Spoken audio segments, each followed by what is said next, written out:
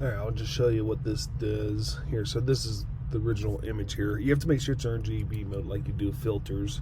So I'm going to select this area like this, okay? Then this pops up here, it says Generative Fill. So I'm going to tell it.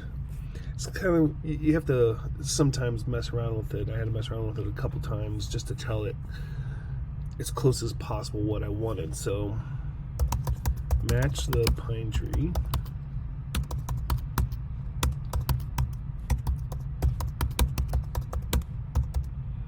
With loose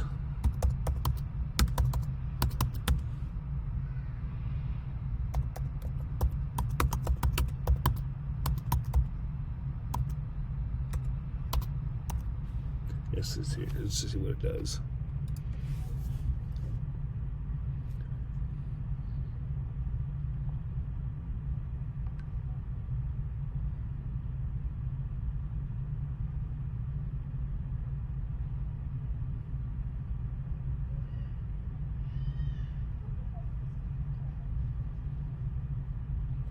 How cool is that?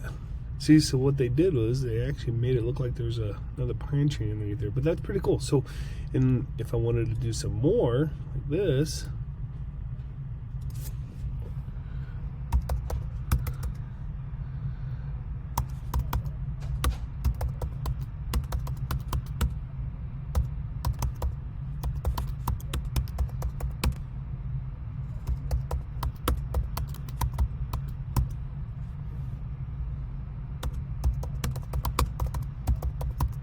it's here, add some pine tree needles, branches and needles.